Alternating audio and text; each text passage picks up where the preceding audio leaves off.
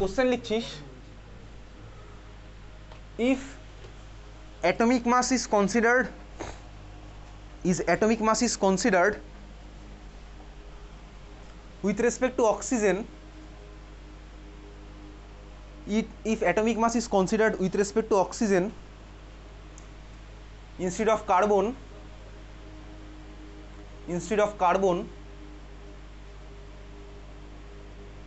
ঠিক আছে, with respect to oxygen লিখেছিলি তো, উইথ রেসপেক্ট টু অক্সিজেন ব্র্যাকেটে লেখ 100, উইথ রেসপেক্ট টু অক্সিজেনের পরে ব্র্যাকেটে লিখছিস 100, খুব একটা কষ্ট হবে না এটা করতে, ঠিক আছে। উইথ রেসপেক্ট টু অক্সিজেন ব্র্যাকেটে 100, তারপর লিখেছিস ইনস্টিড অফ কার্বন, কমা দিয়ে লেখ, then what will be the atomic mass of carbon, then what will be the atomic mass of carbon, then what will be the atomic mass of carbon, ঠিক আছে।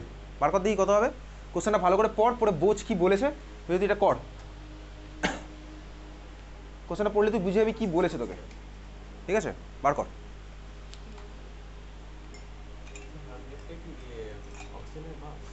Question দেখে তাই মনে হচ্ছে তো, অক্সিজেনের পরে 100 দেওয়া আছে মানে কি মনে হচ্ছে বলতো, ওটা দেখে অক্সিজেনের পরে 100 দেওয়া আছে মানে কি মনে হতে পারে?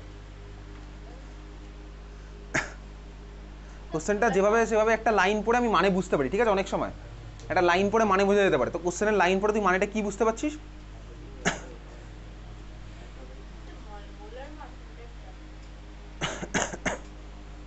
তো এই কোশ্চেনের মধ্যে কি বলেছিল, if atomic mass is considered with respect to oxygen instead of carbon, অক্সিজেনের পরে দেওয়া আছে হচ্ছে ব্র্যাকেটের মধ্যে 100, তাহলে হচ্ছে কার্বনের অ্যাটমিক মাস কত হবে ওই স্কেলে, কত হবে বলতো?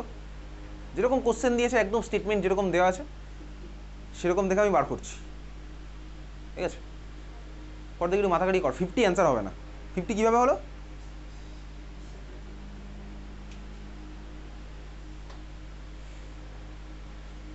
কোশ্চেন পড়ে বুঝতে পারছিস কি বলেছে ভাই?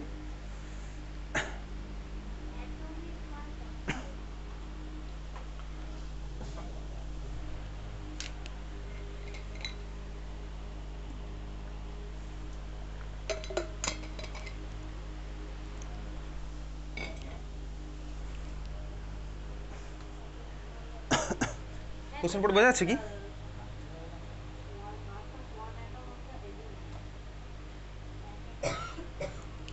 তাহলে কার্বনের মাস কত হবে, কীভাবে করবো? আচ্ছা, কোশ্চেনটা পড়ে বুঝলাম ভাই, এতদিন আমি যে ক্যালকুলেশনটা করতাম সেটা করতাম কার্বনের স্কেলে, তাহলে কার্বনের স্কেলে করতাম ভাই। কার্বনের স্কেলে কীভাবে কী করেছিলাম প্রথম ক্লাসে দেখিয়েছিলাম, মূল স্টোয়ারমেট্রির প্রথম ক্লাসে, ঠিক আছে। অ্যাটমিক মাস কোথা থেকে আসছে, 12 কীভাবে হলো সেগুলো আমি প্রথম ক্লাসে বলেছিলাম। তো বেসিক্যালি এই কোশ্চেনটা থেকে বুঝলাম কি ভাই, কার্বনের যদি আমি মাস 12 হয়, কার্বনের মাসটা 12 হয় কোন স্কেলে, আমি যখন কার্বনের স্পেসে কনসিডার করি, বুঝতে পারছিস? সেই যে তোর যেটা বইয়ের মধ্যে ডেফিনেশন দেওয়া আছে, দেখ ডেফিনেশনটা মার্ক করা ছিল, তোকে আবারও বললাম ওটা মার্ক করার কথা, ঠিক আছে। এই তো ভাই অ্যাটমিক্স যেটা C12 এর রেসপেক্টে যেটা আছে, ঠিক আছে। তো ভাই যখন আমি কার্বনের রেসপেক্টে ক্যালকুলেশনটা করি, তখন কার্বনের যদি 12 হয়, অক্সিজেনের কত হয়? 16। তোকে বলেছে ভাই অক্সিজেনের 100, তাহলে কার্বনের কত বল, কত হবে এবার? কোশ্চেন বুঝতে পেরেছিস? কার্বনের যখন 12 হয় তাহলে তখন অক্সিজেনের হচ্ছে 16, তাহলে অক্সিজেনের যদি 100 হয় তাহলে কার্বনের কত হবে বল, কত হবে?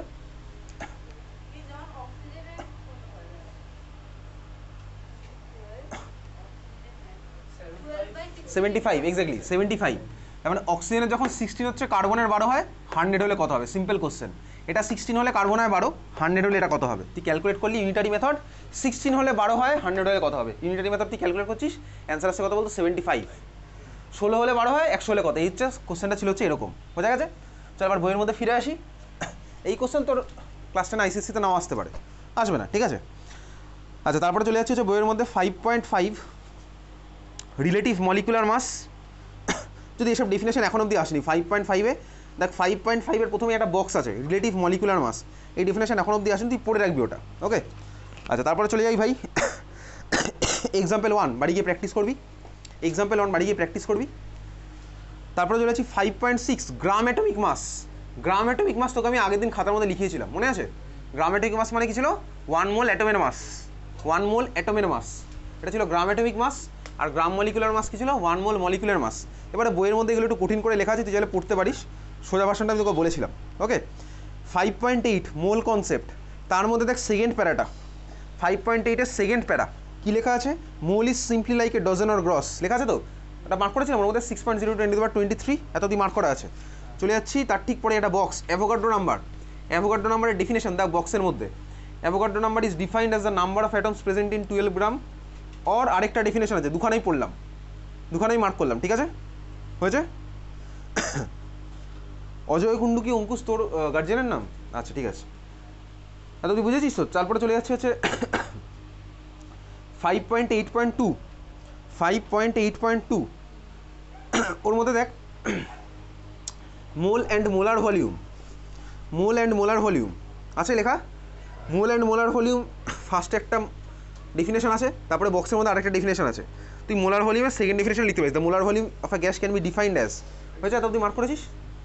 তারপরে চলে যাচ্ছি হচ্ছে এখানে এই পেজে অনেকগুলো অঙ্ক তুই চাইলে করতে পারিস, আমরা ক্লাসেও করেছি। এই পেজে আছে example 2 the number of atoms আছে তো, example 2 the number of atoms আছে, মার্ক কর এক্সাম্পল 2, ওর মধ্যে এ বি সি, এক্সাম্পল 3 4 5 6 এগুলো তুই বাড়ি গিয়ে করতে পারিস, ক্লাসেও করেছি এই ধরনের কোশ্চেন করা হয়ে গেছে, ঠিক আছে। চলেছি তারপরে 5.9 paper density and its relation to relative molecular mass, হয়েছে। আচ্ছা 5.9-এর মধ্যে ফার্স্টে দেখ লেখা আছে the ratio between the masses of equal volumes of gas, mark করা আছে, আচ্ছা মার্ক করা, তার ঠিক পরেই ফর্মুলাটা মার্ক করা আছে, ঠিক আছে ওকে, আচ্ছা তো মার্ক করা। 5.9-এর প্রথমেই ভাই the ratio between the masses of equal volumes of gas and hydrogen under the same condition of temperature and pressure, এটা হচ্ছে রিলেটিভ ভেপার ডেন্সিটি ডেফিনেশন। তারপরে ফর্মুলা মার্ক করলাম, ওটা মার্ক করলাম। তারপরে বক্সের মধ্যে লেখা আছে the relative molecular mass of a gas or vapour is twice its vapour density, তার মানে molecular mass equals to 2 × VD, ঠিক আছে। তারপরে আরও একটা বক্স আছে, বক্সের মধ্যে আবার মোলার ভলিউম লেখা আছে, ঠিক আছে।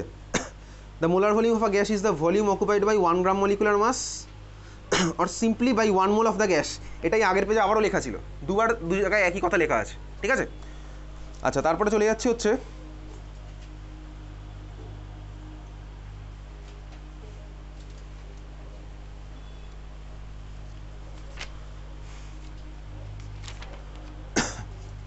পেজ নাম্বার 86 5C বা পয়েন্ট নাম্বার 5.10 5C আর পয়েন্ট নাম্বার 5.10 পার্সেন্টেজ কম্পোজিশনের ফর্মুলা ক্লাস 9-এও ছিল, ঠিক আছে। পার্সেন্টেজ কম্পোজিশনের ফর্মুলা একদম প্রথমে এটা মার্ক করাই ছিল, এটা ক্লাস 9-এও ছিল।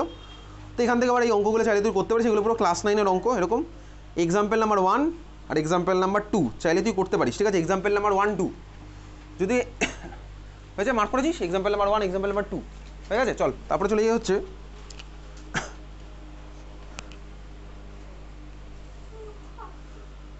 5.11 5.11 empirical formula of a compound 5.11 empirical formula of a compound, ঠিক আছে। দেখ ডেফিনেশন এম্পিরিক্যাল ফর্মুলার পড়তে পারিস, আজ অব্দি আসেনি এরকম ডেফিনেশন, এম্পিরিক্যাল ফর্মুলার ডেফিনেশন ফার্স্টেই দেখ লেখা আছে, ওকে পাওয়া গেছে। 5.1-এর মধ্যে ফার্স্ট প্যারাটা এম্পিরিক্যাল ফর্মুলার ডেফিনেশন, ওকে পাওয়া গেছে।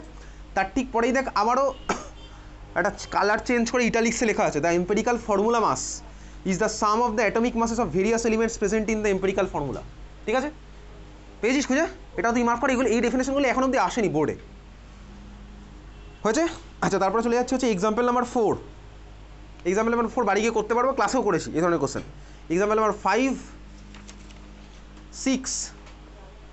6-এর কোশ্চেনটাই আমি আজকে দিয়েছিলাম, বোর্ডেও এসছে, ঠিক আছে। কার্বনটা তোকে বার করে নিতে হবে, পার্সেন্টেজ অফ হাইড্রোজেন আর অক্সিজেন দেওয়া আছে, আর কোশ্চেনে বলা ছিল হাইড্রোকার্বন, তারপরে তোকে কার্বনটা তোকে বার করে নিতে হবে, করেছিস তো নাকি নাকি তোর অ্যান্সার H2 এসছে হাইড্রোজেন আর অক্সিজেন দিয়ে, কার্বনটা বার করে নিতে হবে, ঠিক আছে, নাহলে 0, নাহলে কোনো নাম্বার দেওয়ার প্রশ্নই আসছে না, মানে ভ্যালুটা হয়তো চেঞ্জ আছে ভাই। আচ্ছা 5.13 point number 5.13 determination of molecular formula, okay. First প্যারাটা তার মধ্যে যেটা আছে দ্য মলিকুলার ফর্মুলার ডেফিনেশন, এসব কোশ্চেন মলিকুলার ফর্মুলার ডেফিনেশন এখন আসে না বোর্ডে আর। আচ্ছা তারপরে দেখ একটু মার্ক করি, molecular formula blue vitriol is CuSO4.5H2, একটু মার্ক কর, তার ঠিক পরেই দেখ লেখা আছে molecular formula blue vitriol is CuSO4.5H2। এই কোশ্চেনটা ম্যাচ দ্য কলামের মধ্যে আসতে পারে, এটা অন্য চ্যাপ্টারেও আছে, ঠিক আছে, CuSO4.5H2 সালফিউরিক অ্যাসিড চ্যাপ্টারের মধ্যে পাবো সেম জিনিসটা। তো পাওয়া গেছে, বক্সের মধ্যে লেখা আছে ফার্স্ট লাইনটা। চল তারপরে এক্সাম্পল নাম্বার 7 বাড়ি গিয়ে তুই করতে পারিস, অসুবিধার কিছু নেই। এক্সাম্পল 8 করবো মানে কি দেখে দেখে করবো না ভাই, না দেখে করবো, বুঝতেই পারছি, ছক কেটে যেরকম করতাম সেভাবেই করবো। এক্সাম্পল নাম্বার 7, 8, তারপর 9 ওই একই কোশ্চেন চলছে ভাই, একই টাইপের কোশ্চেন চলছে। এক্সাম্পল নাম্বার 10, 11 তোর বোর্ডে আসবে না, তোকে পার্সেন্টেজ বানিয়ে নিয়ে দেবে না, পার্সেন্টেজ ডাইরেক্ট দিয়ে দেবে, ঠিক আছে। 10 চাইলে তুই করতে পারিস, বাট বোর্ডে আসার চান্স নেই ওরকম। ওকে চল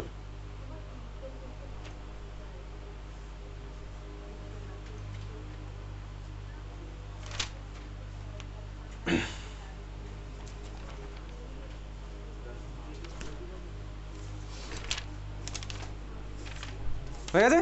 চল আজকের এক্সামের কোশ্চেনটা বার করা, এখনই ডিসকাস করে নেবো। বাড়ি থেকে পড়ে এসেছিলি তো? আমি কিন্তু এক্সাম্পল নাম্বার 4, 5, 6 এখন থেকে যে যে এক্সাম হবে সবই আমি কপি তোর বাড়িতে ছবি তুলে পাঠিয়ে দেবো গার্জিয়ানকে, ঠিক আছে। আমি চাইলে আজকেই খাতাটা দেখতাম এখানে, দেখে যারা যারা পড়াশোনা করে আসিসনি, তোরা দুজন বাদ দিয়ে, যারা আজকে জয়েন করেছিস তারা দুজন বাদ দিয়ে, যারা যারা পড়াশোনা করে আসিসনি তাদেরকে আমি বার করে দিতাম আজকে ক্লাস থেকে, করছি না আপাতত আজকের জন্য, ঠিক আছে, এটা ওয়ার্নিং দিয়ে রাখলাম। যারা যারা পড়াশোনা করে আসিসনি সবার, এসব অঙ্ক এমন কিছু কঠিন নয়, যদি বাড়ি গিয়ে প্র্যাকটিস করলে হয়ে যাবে। ল্যাক অফ প্র্যাকটিস আর না বোঝার মধ্যে ডিফারেন্স আছে। একটা জিনিস আমি বুঝতে পারবো, আর যদি বাড়ি গিয়ে প্র্যাকটিস না করি তাহলে সেটাকে আমি কোনোদিনও বলতে পারি না যে ভাই আমি এটা বুঝতে পারিনি।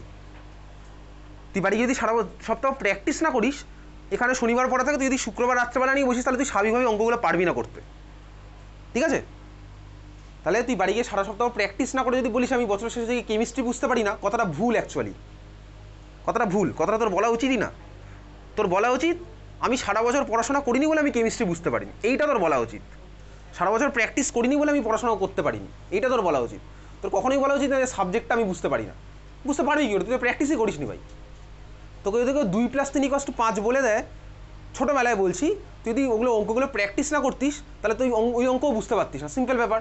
ব্যাপারটা একই রকম, তোর বয়স বাড়ছে, পড়াশোনার লেভেল তো বাড়বে ভাই, তোকে তো সারা সপ্তাহ পড়াশোনা করতে হবে। ওই আগের দিন পড়তে এসে পড়ার আগের দিন বা আজকে সকালবেলা 7:30 পরে তুই সকালবেলা 4টের সময় ওটা পড়তে বসছিস, তাহলে কী করে হবে? অত সম্ভব নয় কখনোই। আরেকটা জিনিস মনে রাখবি ভাই, যারা স্মার্ট স্টুডেন্ট না, যারা অ্যাকচুয়ালি বোর্ড এক্সাম বা তোর ওই যেই বা নিটে গিয়ে র্যাঙ্ক আনে, যারা র্যাঙ্ক আনে, আমি যাদের র্যাঙ্ক হোল্ডারের কথা বলছি, অ্যাপিয়ার তো অনেকেই করে ভাই, অ্যাপিয়ার তো লাখ লাখ ক্যান্ডিডেট করে। যারা র্যাঙ্ক আনে তারা কেউ বারবার ভিডিও দেখে পড়াশোনা করে না, তারা কেউ বারবার এক ক্লাসের ভিডিও দেখে না। ইউটিউবে তো হাজার হাজার ভালো ভালো চ্যানেল আছে, প্রচুর চ্যানেল আছে। তোর মনে হলো যে আমি এটা পড়লাম, একবার ভিডিও দেখবো, খাতায় লিখে রাখবো, রিভাইজ তারা করে হচ্ছে খাতা দেখে, তারা খাতা দেখে রিভাইজ করে, তারা ভাই ভিডিও দেখে রিভাইজ করে না। যারা স্মার্ট স্টুডেন্ট তারা ভিডিও দেখেই না, একবার দেখে, তাদের তো সময় নেই ভাই, ঠিক আছে। আর যারা হচ্ছে ভাই সারা বছর প্র্যাকটিস করে না, তারা ওই একই ভিডিও 50 বার দেখে যায়, কোনো লাভের লাভ কিছু হয় না। তো যদি মনে হয় যে আমি আজকে পড়লাম, আবার বাড়ি গিয়ে তুই একই ভিডিও বারবার দেখে যাবি, শুধু ভিডিওই দেখে যাবি, খাতা কলমে প্র্যাকটিস করবি না, তাহলে কোনো লাভের লাভ কিছু নেই, সিম্পল ব্যাপার। যারা র্যাঙ্ক আনে তাদের কথা বলছি, ঠিক আছে। আর যারা ভাই 1.5-2 লাখ র্যাঙ্ক করে তাদের জন্য এগুলো অ্যাপ্লিকেবল না। যেই বা নিটের কথা হোক, same strategy board exam applicable, সব জায়গাতেই অ্যাপ্লিকেবল। তাহলে পড়াশোনা আমাকে খাতায় কলমে করতে হবে, শুধু ভিডিও দেখে কিছু লাভ নেই। ওই তুই একই ভিডিও 10 বার দেখতে পারিস, অসুবিধার কী আছে, তুই দেখবি ভাই, লাভের লাভ কিছু হবে না। খোঁজখবর নিবি একটু, ক্লাস 12-এ তো অনেকে পরীক্ষা দেয়, তো সিনিয়র চেনা জানা যারা আছে, যারা অ্যাকচুয়ালি র্যাঙ্কটা নিয়ে আসে, নিট যারা কোয়ালিফাই করে, যারা ভাই বিটেক দিয়ে মানে বিটেকের জন্য IIT বা NIT-তে যায়, ঠিক আছে, তারা ভিডিও বারবার দেখে না। একবার দেখবো, খাতায় লিখলাম, খাতা রিভাইজ হবে, খাতাটাকে আমি বারবার পড়বো, নিজের লেখার জিনিসটা বারবার পড়বো, বা বইয়ের মধ্যে জিনিসটা আমি পড়ছি, একটা কনসেপ্ট বুঝতে পারিনি, ভিডিওতে একবার দেখলাম, ব্যাস হয়ে গেছে। সারাদিন ভাই ভিডিও নিয়ে বসে আছি, আর বাড়ির লোক ভাবছে যে বিশাল পড়াশোনা করছে। একবার ক্লাসে একবার করবো, সিম্পল। না বুঝতে পারলে তখন আরেকবার দেখতে পারি, তবে এরকম তো নয় যে ব্যাপারটা আমি 10 বার বুঝবো না ভাই। First question, at STP what is the volume of 2 mole of hydrogen gas? তাহলে STP-তে ভাই 1 মোল হাইড্রোজেন গ্যাসের ভলিউম কত হয়? 22.4 লিটার। অ্যাভোগাড্রোস ল, তাহলে 2 মোলের ভলিউম কত হবে? 22.4 × 2 মানে 44.8 লিটার। কি দিতেই পারিস, চল। তাহলে কোশ্চেন নাম্বার 1 এর অ্যান্সার বুঝতে পারলাম, which law is associated? Avogadro's ল। তারপর রাইট দ্য ল লিখলাম। Question number 2, define relative vapour density, পারবো। গিলুসাস ল পারছি, মোলার ভলিউম 2024, এই তিনটে কোশ্চেনই বোর্ড এক্সামে পরপর 3 বছর এসছে, ঠিক আছে। চলে আসি পরেরটা, question number 3, CaCO3 plus 2HCl product দেওয়াই আছে কোশ্চেনের মধ্যে। What is the mass of 5 mole calcium carbonate, direct question করেছে। তো ভাই ব্র্যাকেটে মোলার মাস দেওয়া আছে 100, মোলার মাস কার দেওয়া, ক্যালসিয়াম কার্বনেটের দেওয়া। তো ভাই ক্যালসিয়াম কার্বনেটের মোলার মাস মানে কি 1 মোলে ক্যালসিয়াম কার্বনের মাস, তো 1 মোল ক্যালসিয়াম কার্বনের মাস 100, তাহলে 5 মোলের মাস কত হবে 500, বুঝতে পেরেছিস? ইউনিটটা কী হবে ভাই, গ্রাম, 500 গ্রাম, বোঝা গেছে। আচ্ছা question number B, how many moles of calcium carbonate will react with 5 moles HCl। আমি ইকুয়েশন দেখে বুঝতে পারছি, ইকুয়েশনটা থেকে আমি দেখছি ভাই স্টয়সিওমেট্রির অঙ্ক এটা, 1 মোল ক্যালসিয়াম কার্বনেটের জন্য 2 মোল HCl দরকার, মানে 2 এর জন্য 1 মোল দরকার ক্যালসিয়াম কার্বনেট। তাহলে তোকে বলেছে ভাই 5 মোল HCl এর জন্য কত মোল ক্যালসিয়াম কার্বনেট, হাফ, 5-এর হাফ হবে মানে আড়াই, 2.5। 2 মোল HCl এর জন্য ক্যালসিয়াম কার্বনেট দরকার 1 মোল, তাহলে 5 মোলের জন্য দরকার হবে কত ভাই, 5/2, আড়াই মোল, 2.5 মোল, বোঝা গেল? বুঝেছিস নাকি? চল, এইসব কোশ্চেন বোর্ডে আসবে কিন্তু, আজ থেকে 6-7 বছর আগে আসতো না, কিন্তু এখন কিন্তু আসবে, ঠিক আছে। তুই এবছরের ICSE বোর্ডের কোশ্চেন দেখবি, একটু নতুন, একটু ভাবনা চিন্তার কোশ্চেন আছে। 80-র মধ্যে 80 মার্কস পুরো বই থেকে আসবে না, 80-র মধ্যে 73 থেকে 74 তুই পেয়ে যাবি বই থেকে, বাট বাকি 5-6 নাম্বার থাকবে, তোকে একটু ওই ভাবনা চিন্তা করে কিন্তু করতে হবে। এটা ICSE কোভিডের পর থেকে এই ট্রেন্ড স্টার্ট হয়েছে, ঠিক আছে। 2023 থেকে, কোভিডে তো সেমিস্টার সিস্টেম এক্সাম হয়েছিল, সবচেয়ে সোজা কোশ্চেন হয়েছে এতদিন অবধি যত এক্সাম হয়েছে কোভিডের ইয়ার, মানে 2020-21 ওই সেশনের সবচেয়ে সোজা কোশ্চেন, একদম ডাইরেক্ট বই থেকে তুলে তুলে, 2খানা সেমিস্টার এক্সাম হয়েছিল, সবচেয়ে সোজা, প্রত্যেক সোজা কোশ্চেন আজ অবধি ICSE হয়নি। তারপরে ভাই একটু কোশ্চেন কঠিন হওয়া শুরু হয়েছে, কিন্তু আবার কোশ্চেন মানে কি 80-র মধ্যে কিছুটা আসবে ভাই, একটু ভাবনা চিন্তা তোকে করতে হবে, ইকুয়েশন একটু ভাবনা চিন্তা করতে হবে, ওগুলো আগে থেকে প্রেডিক্ট করা যাবে না, ঠিক আছে। ঠিক প্রিভিয়াস ইয়ার কোশ্চেন করতে করতে বুঝে যাবি। কোশ্চেন নাম্বার সি, কদিন পরে তো কিনবি, একটা বই কিনবি, সবাই কেনে ICSE স্টুডেন্টরা, ওই গুরুকুল ICSE, ঠিক আছে, ওটা সবাই কেনে, যার মধ্যে প্রিভিয়াস ইয়ারের সমস্ত ইয়ারই দেওয়া আছে, 10 বছর দেওয়া থাকে, ওটা তুই কদিন পরে কিনবি, ওকে। যাই হোক চল, তারপরে question, calculate percentage of carbon in and oxygen in CO2। এটা তুই করতে পারছিস ভাই, কার্বনের নিজের পার্সেন্টেজ ভাই সবার CO2 ইন্টু 100, ওকে, বোঝা গেছে।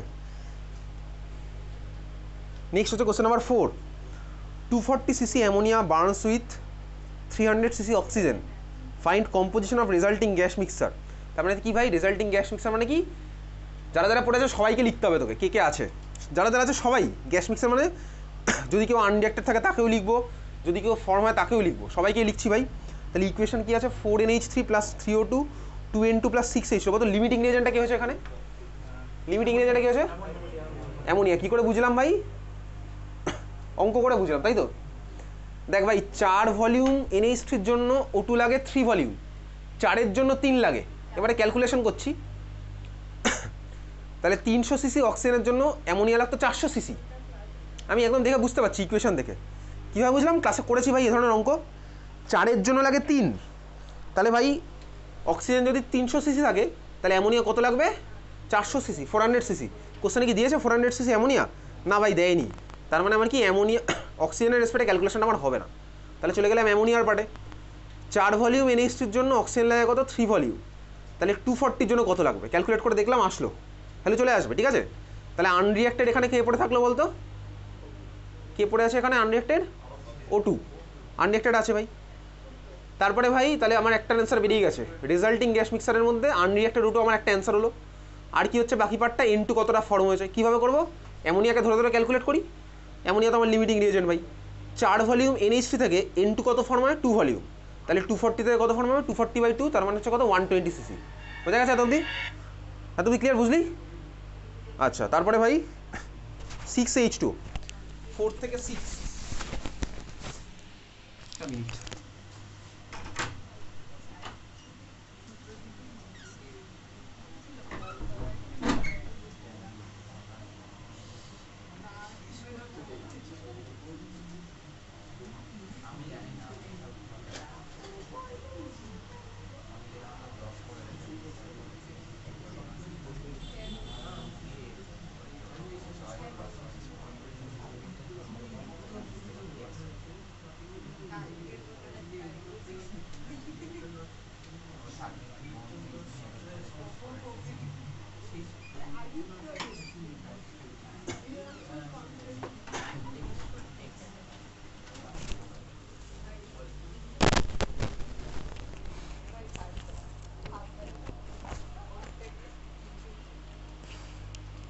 H2O কতটা ফর্ম হবে একইভাবেই করছি, ওটা আর বলছি না। Find empirical formula and molecular formula of an organic hydrocarbon contain hydrogen দেওয়া অক্সিজেন দেওয়া। তাহলে আমাকে কী বার করতে হবে? কার্বনটা বার করতে হবে। 100 থেকে 2 যোগ করে মাইনাস করলাম, কার্বন বেরিয়ে গেল, ক্লাসে করেছি। তারপরে ভাই ছক কেটে টেবিল কোটে এগিয়ে যাচ্ছি, বুঝতে পেরেছিস? ওকে, বোঝা গেছে? Next question number 6। Question number 6-এর অ্যান্সার কী হয়েছে বলতো? 150 cc A gas has X molecule, find molecule in 75 cc B gas। কী হচ্ছে? ঠিকই বলেছি, x/2। কীভাবে করলাম? আগের ক্লাসে করেছিলাম এই ধরনের একটা অঙ্ক। এসটিপিতে 150 cc গ্যাস মানে হচ্ছে আমার এ গ্যাসের যতগুলো মলিকুল থাকবে 150 cc বি গ্যাসের ততগুলোই মলিকুল থাকবে। এটা অ্যাভোগাড্রো ল। লাস্ট ক্লাসে করেছি এই ধরনের কোশ্চেন। যারা যারা পারিসনি এবার আমি তাদেরকে বাড়িতে ফোন করবো, আজকে করছি না, আমি দেখে দেখে এগুলো ফোন করবো, ঠিক আছে? শনি রবি কালকে, আজকে শনি কালকে রবি সারাদিন আছে তো, ক্লাসে করানো জিনিস যদি তুই না পারিস তার মানে বুঝতে হবে তুই বাড়িতে পড়াশোনা করছিস না। একদম সিম্পল ব্যাপার, সিম্পল জিনিস সিম্পলভাবেই অ্যাকসেপ্ট করবো, তুইও সেটা সিম্পলভাবেই অ্যাকসেপ্ট করবি ব্যাপারটা, বুঝতে পেরেছিস? এই কথাগুলো তোদের দুজনের অ্যাপ্লিকেবল না, ওকে? তারপর লাস্টেটা ভাই ড্র ইলেকট্রন স্ট্রাকচার 5খানা দেওয়া আছে, যতটুকু পেরেছিস তুই করেছিস, বোঝা গেল? তাহলে হচ্ছে আমার ভাই মোল স্টোয়িওমেট্রির পার্ট সবচেয়ে ইজিলি স্কোরিং এই চ্যাপ্টার। ক্লিয়ার?